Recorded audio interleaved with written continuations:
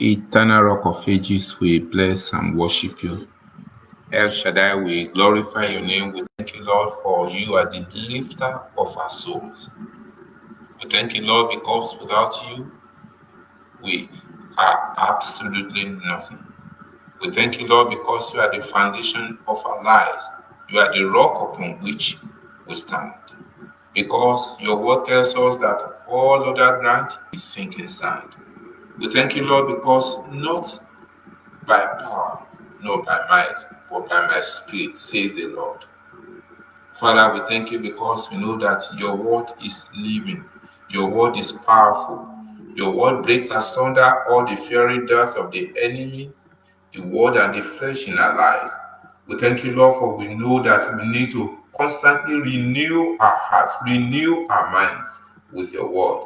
Because if you do not know, if you do not do it, if you do not heed unto your word, this word can take us away with his desires. So, Father, we thank you, Lord, because he that dwelleth in the secret place of the Most High shall abide under the shadow of the Almighty.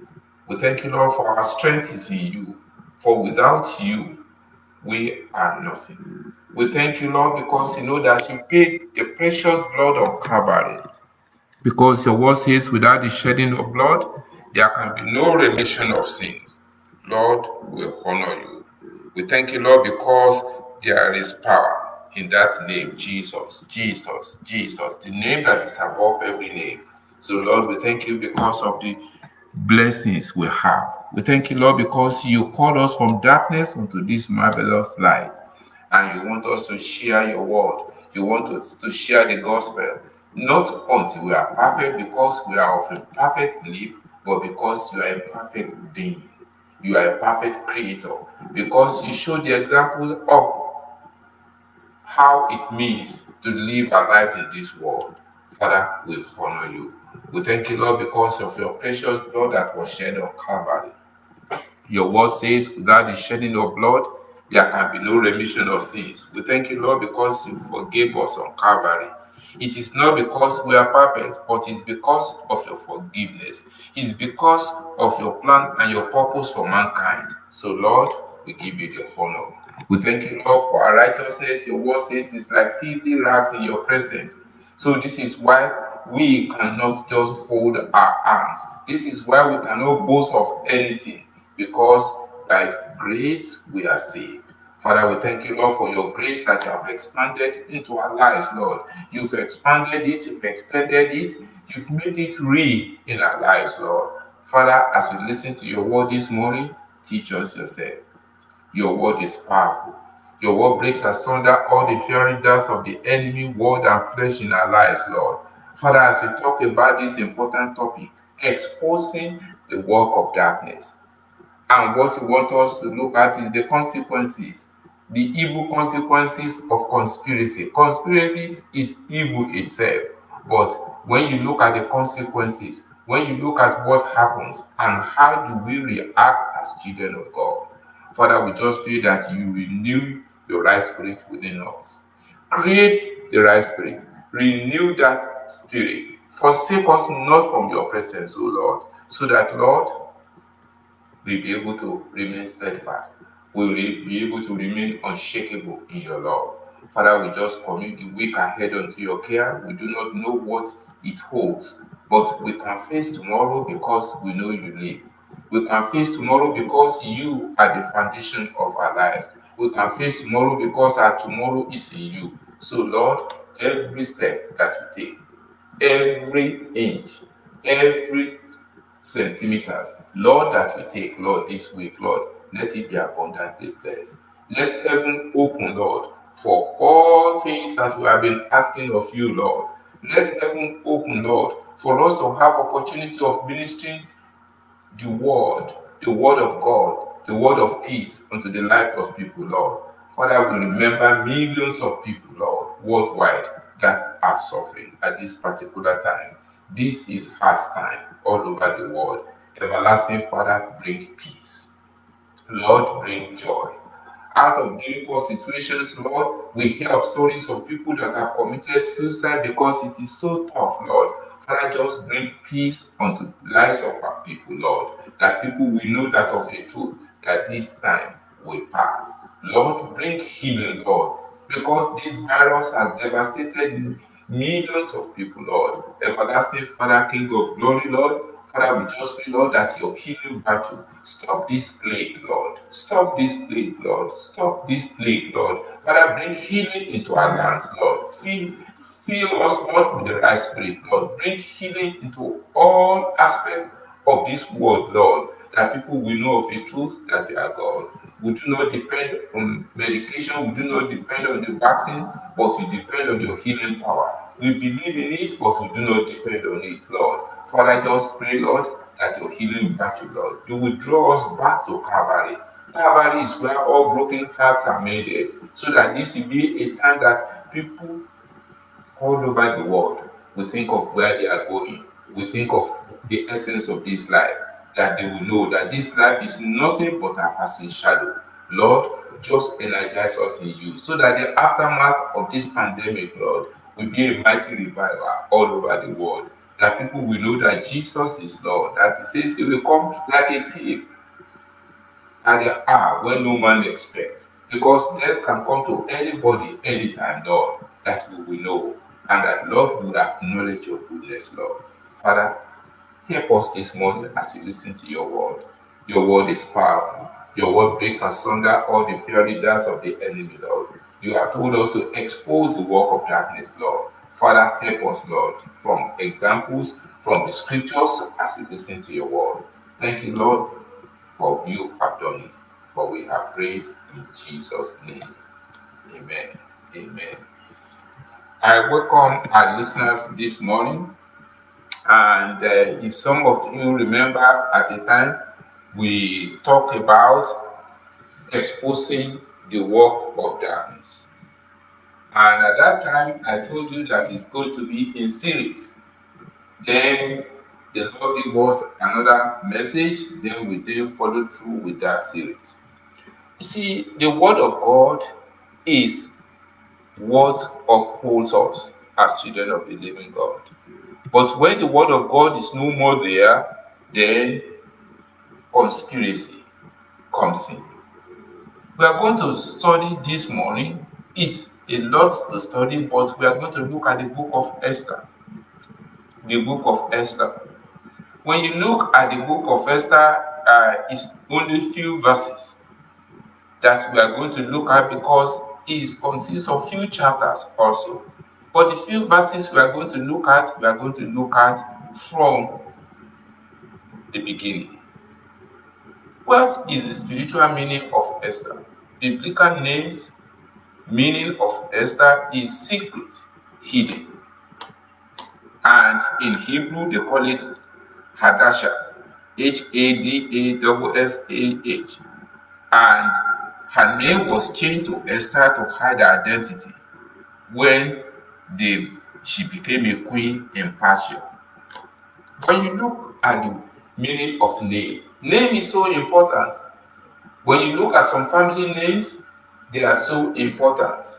When we talk of Akibi, that is my family name from Nigeria. As there are three Akibi families. One is in Ota, one is in Ekiti, and one is in Ibadan. Mine is the one that is in Ibadan. But I've spoken with the one from Ekiti, and once he had Akibi, he said, "Oh, which Akibi is yours?" I said, "No, mine is from Ibadan." The one in Ota was my teacher, Professor Akibi, electronic engineering. He is in Toronto. I mean, we keep in contact. That tells you how name is so important. This individual taught me physics when I was doing my advanced level in 1972 at Baptist Boys High School, Abeokuta. I want to tell you the importance of name. Name is so important. That's why the Bible says Jesus has been given a name that is above every name. And in the name of Jesus, every knee must bow. So I plead that name. I speak that name into your situation this morning. That every situation that is proving difficult in your life, they must bow. Because we all have difficult situations, no matter how spiritual you are, every difficult situation in my life must bow. Because if you do not plead that name, if you do not plead that name, because he has been given a name that is above every name, you plead the blood of Jesus and the name of Jesus, the name that is above every name. Because the blood of Jesus goes with the name. Every human being that is living has blood in his system. Blood is so important.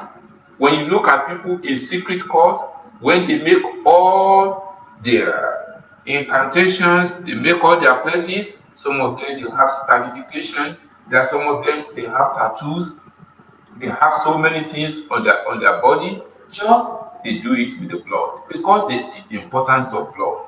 Blood is so important, but the blood that is more important than anything is the blood of Jesus. When you plead the blood of Jesus on your family, when you plead the blood of Jesus on your children, when you plead the blood of Jesus on every situation that pertains to you, God moves. God moves. The blood of Jesus cannot be compared with the blood of goats, the blood of rams. There are so many ritualistic meetings where they sacrifice blood of hen, blood of goat. Those are secret things, but I want you to know that as far as we are concerned, the blood of goat will not serve, the blood of ram will not serve any purpose that is victorious, but only the blood of Jesus. And as you listen to me this morning, I want us to know that we are going to expose the work of darkness. When I was growing up at home, my father was a ritualistic individual, and will have incantation, we will have scarification. We put something on the scalp, about 201 in scarifications. And what do? We use the blood of hair and we mix it with some charcoal just to make sure that nothing evil happens to us. But I want to tell you, I have tried both. I know the name of Jesus, the name that is above every name. Since 1973, when I accepted Christ as my Lord and Savior, I said, no, it's no longer I that liveth, but Christ liveth in me. The work of darkness, you see, is conspiracy. They conspire. They say, yes, this is what you can do. This is what is important. The book of Esther, there are many moral lessons we can learn from it. Esther teaches us the right way to fight, not in anger or dependent or our own strength. This is one of the many characteristics of Esther found in the Bible.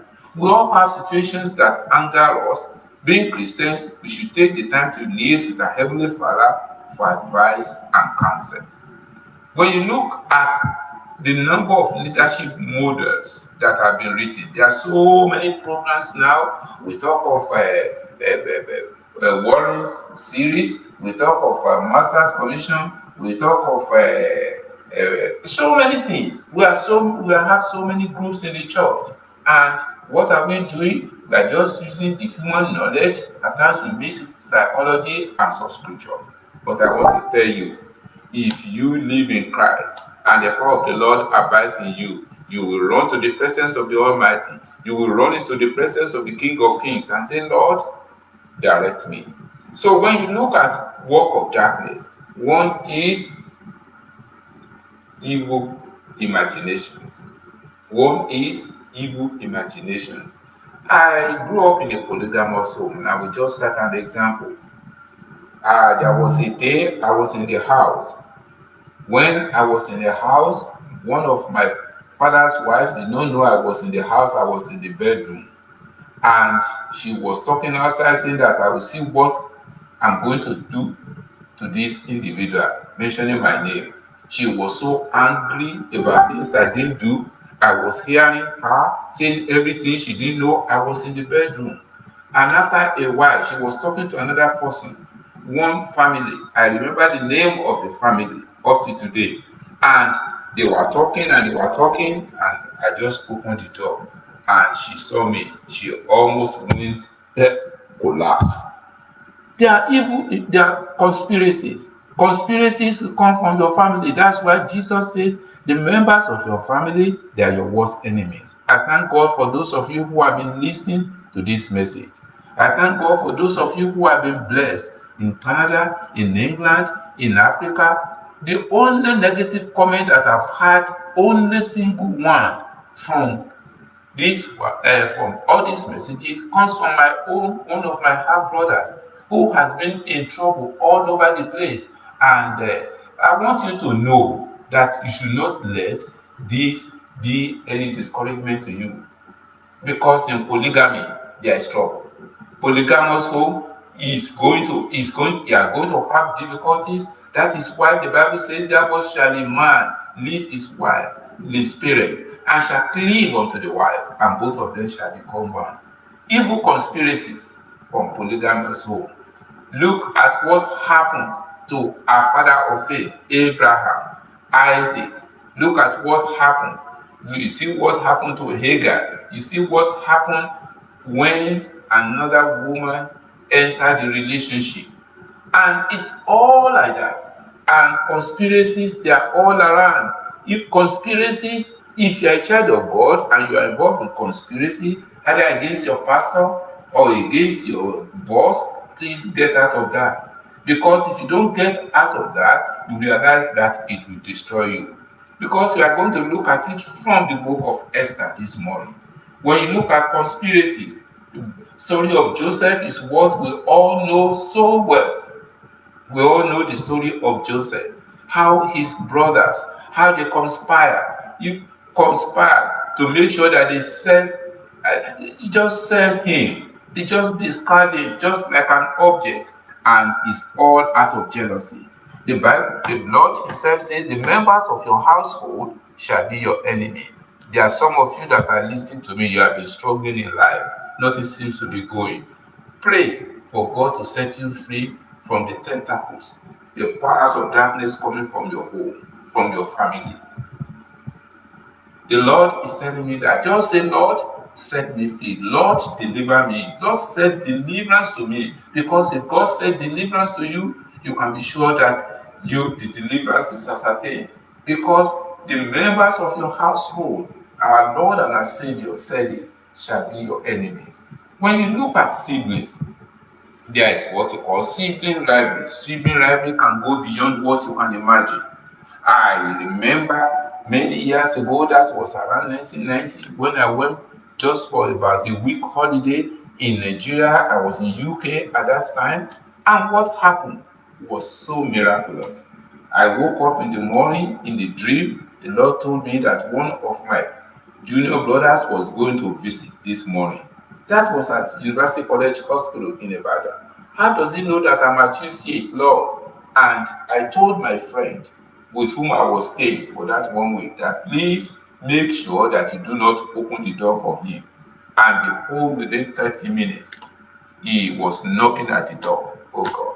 He was knocking at the door, pleading, Brother, please forgive me. I wasn't the one that did this. It was my senior sister who said we should do it together, and that is what he did. He was confessing, and I refused to open the door, and he left.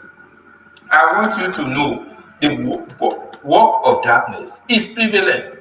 And when I met the sister about a few days after, she was also confessing that, oh, this is what happened, and asking me for forgiveness. I asked her, forgive? If you do not forgive, God will not forgive. Heavenly Father will not forgive you of your sins, because you and I will think we are perfect. We are not. We are only saved by the grace of the Lord. His salvation is only by His grace. It's not just you that is doing what is right, it's the Lord that has done what is right on Calvary. And that my sister today, we are pretty close. I mean, I spoke with her a few days ago, and I want you to know that you need to know you need to know the work of darkness. You cannot keep quiet without saying what the Spirit of the Lord is putting in you, and that's why you have to live in the Spirit. Look at what happened between Isaac and Rebekah. Look at what happened between Esau and Jacob. These are work of darkness within family. These are conspiracies. And united prayer and fasting has always been used by God to deal a decisive blow to the enemy. When you look at the Bible, when you look at the book of Nehemiah, when you look at the book of Esther that we are looking at this morning. And if there's any message that I want you to take with you, is the need to fast and pray. When you fast and pray, your enemies stumble before you.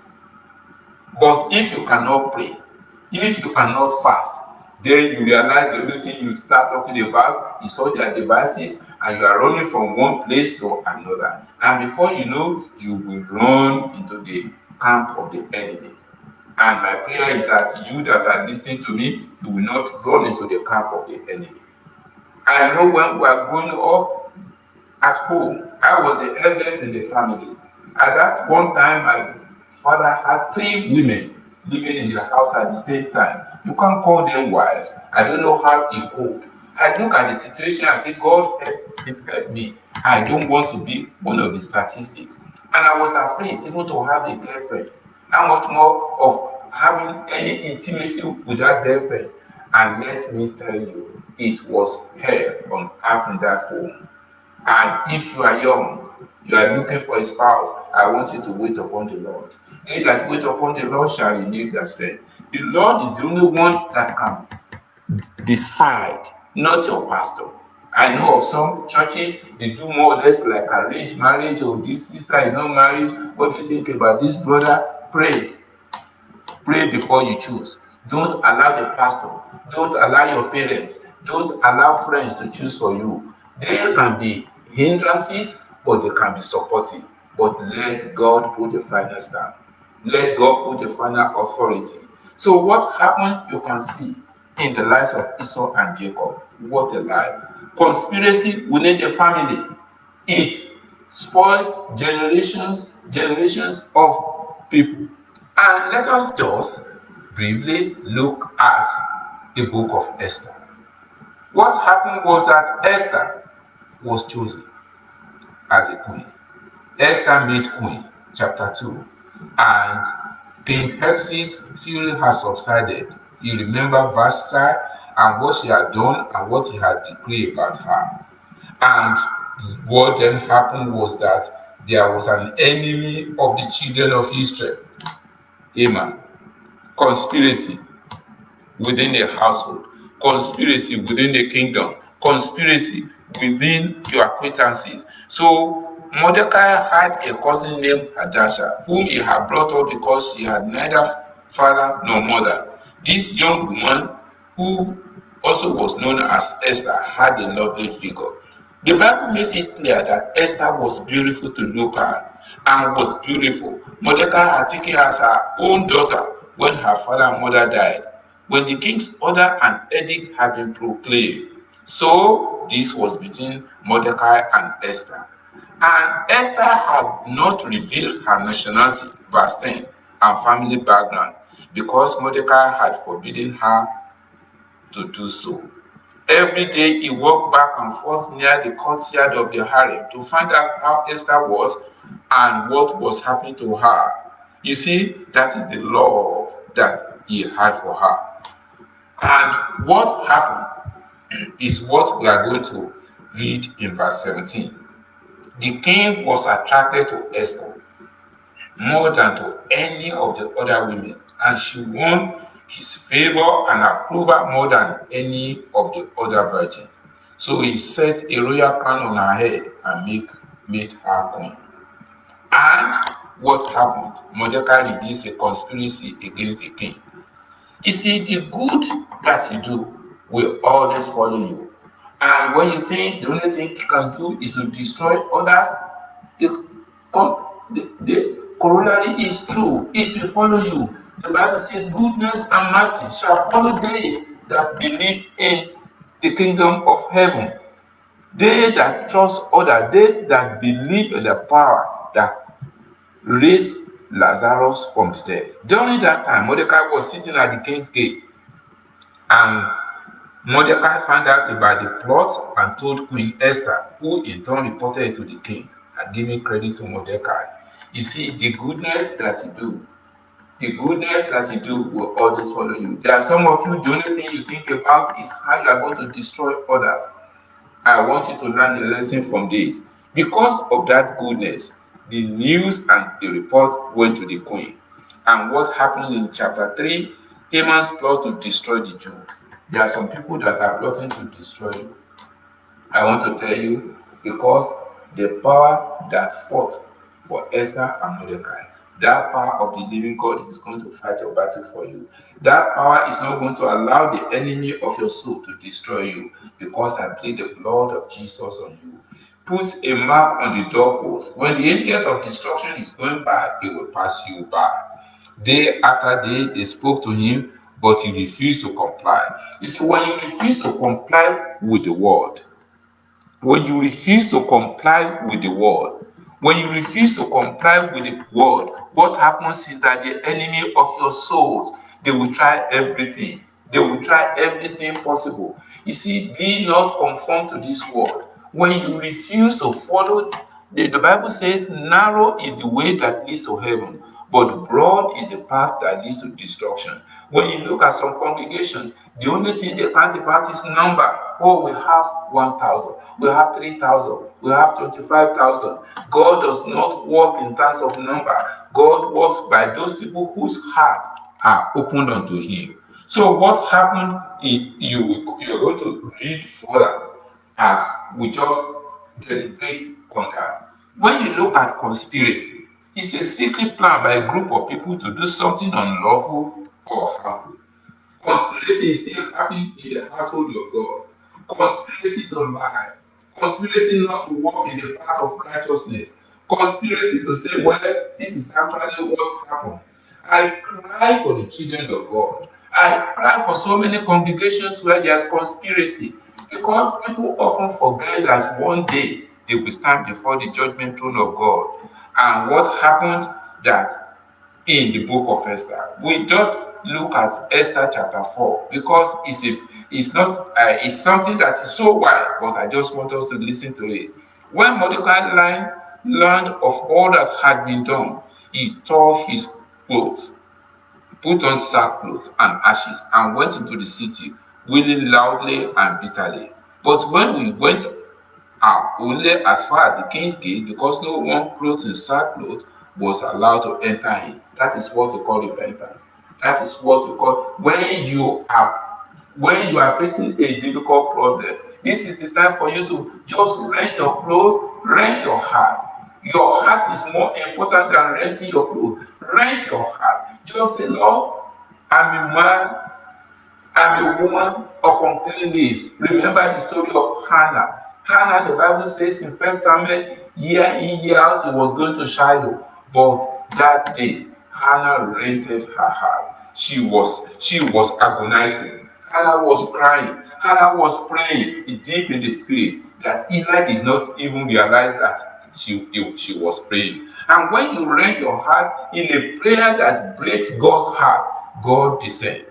So what happened was that because of the conspiracy, Esther then invites the king and Haman to a banquet. And what happened? Haman went out that day happy and in high spirit. But when he saw Mordecai at the king's gate and observed that he neither rose nor showed fear in his presence, he was filled with rage against Mordecai. I want you to know the only person that you should worship is my Lord and my Savior Jesus Christ. And I have this message for some of us who are hero worshiping our leaders. The GOs, they have been hero worship. All the various groups, the pastors, the preacher, they have been hero worship. You are listening to me as the preacher. Don't let this go above your brain. You are just an ordinary person. Let this go above you and you become so powerful. Give glory unto God. Some people, when they go to churches, the only thing they want to see, they want to talk to GO, because GO has the answer. GO, whatever he says, GO is just an ordinary flesh. GO is just an ordinary man. I'm the one that is speaking. I'm just an ordinary flesh. I'm just an ordinary human being. I have no extra power except when I call upon the Lord, when He directs, when He leads. I want you today, those of you that are listening, listen to me. Some of the GOs, they are not happy that you worship them, you worship them. They want you to have a relationship with the Father. They want you to have a relationship with the King of Kings and with the I am that I am. Because without having a relationship with Him, you cannot stand the storm of life. So what happened? What happened, you will see. Haman restrained himself and went home, calling together his friends and Zeresh his wife. Haman boasted to them about his vast wealth and his many sons, and the ways the king had honored him, and how he had elevated him above the other nobles and officials. When you look at wealth, if your heart is not focused on God, the wealth, the money you have, the money in the bank, the house you live in, the car you drive can be a big obstacle in you listening to the voice of God. And I will tell you, I will let you know this. I know of a very famous woman who is an evangelist, well used worldwide. And this woman was telling me one day, he said, Doctor, the Lord is going to use you mightily, but your knowledge is becoming an obstacle in your life. She was telling me that. When she told me that, I knew what this woman was saying. And I had to learn and say, Lord, whatsoever is in my knowledge that is going to be an obstacle to my spiritual growth, take it away. The reason being that when you talk of miracles, somebody has a headache, you pray for them, that headache goes. I, in my brain, I know when blood vessels, because of my training, blood vessels go into spasm, that is when headache happens. I don't regard that as a miracle. But I need to see somebody that is dead, without a pulse, without a heartbeat, with all the pupils are dilated, no reflexes. I know all the signs of death. If that one rises from the dead, then I know that is a miracle. Because my knowledge is the only thing. But God used that knowledge because I opened my heart unto God. God showed himself to me. God revealed himself to me. God came and visited me. God came and he visits me on a regular basis. He directs my thoughts because I open my heart unto him. I said, God, I want to know if that power is there. Exposing the work of darkness. The work of darkness may be your thoughts that is just you are in prison. Your thoughts have imprisoned you. Your knowledge has imprisoned you. Your wealth has imprisoned you. That the only thing that when you think about is your money in the bank. We have so many congregations now, especially now the time is tough. What happens? They do so many things to make sure that there's money in the bank. May the Lord forgive you. May the Lord forgive you. Messages that God has not given, you are giving it.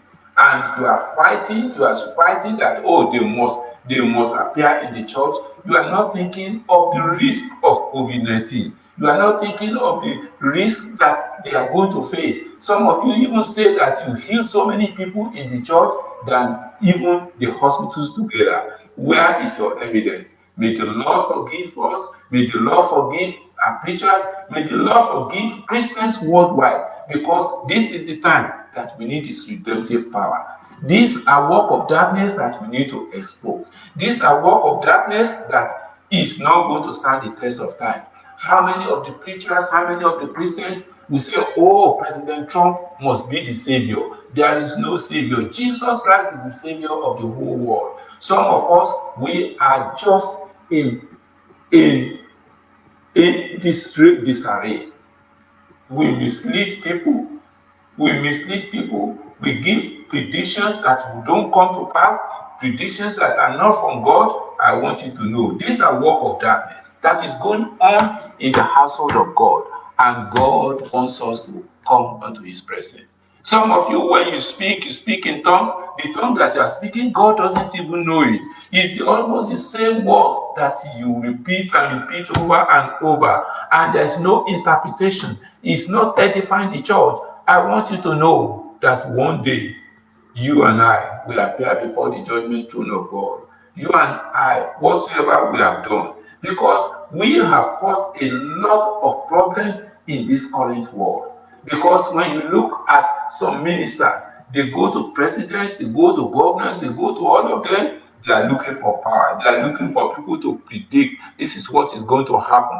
And part of the problem we are having in the States, in the US, is because a lot of children of God, instead of listening to the voice of God, they confuse the president, President Trump, who is already confused because he's not a child of God. We need to pray for him. We need to allow God to minister to him, because without God ministering to his spirit, because the Bible says there's a way that seemeth right unto man, the end thereof is destruction. You and I, we need to allow God to minister to us. The Bible says anybody who thinks that he stand, take heed lest he fall. We need to pray for our leaders so that we do not mislead them. Some leaders are misled. Some leaders are already in the dark. When you look at some of those leaders, they are in the dark world. But I'm telling you, we are not going to stop exposing the work of darkness. It's in my job.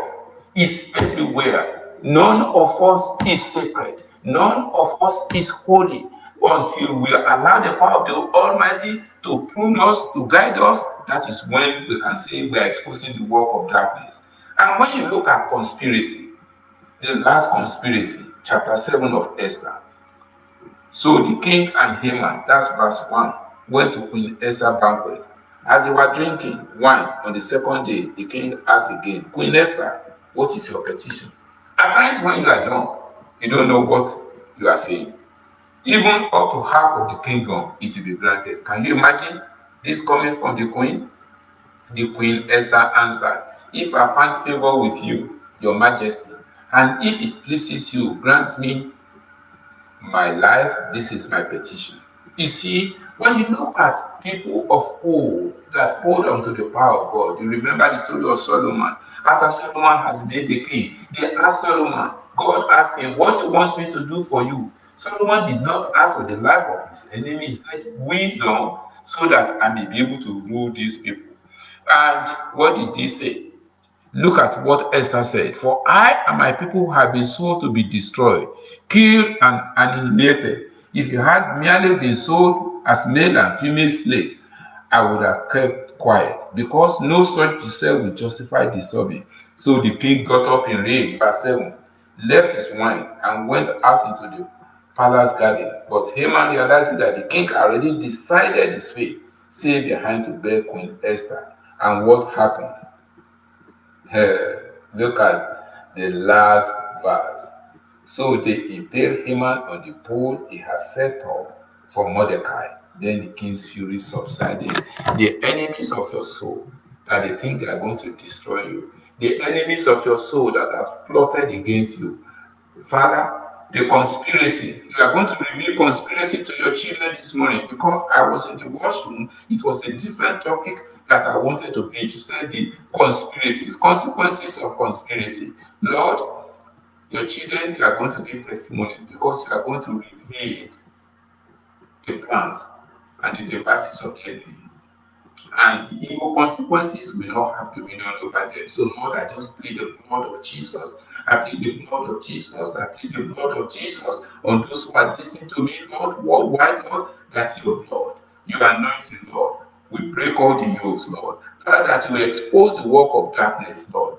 Conspiracies among families, conspiracies in the place of war, conspiracies among friends, Lord, that in your power, Lord, on high, we expose everything and you make us victorious. Father, we just worship you. We thank you, Lord, for your goodness. We thank you, Lord, for your greatness. For you are God and there is none like you. Lord, be ye exalted, be ye glorified. For we have prayed in Jesus' mighty name. Amen. Amen.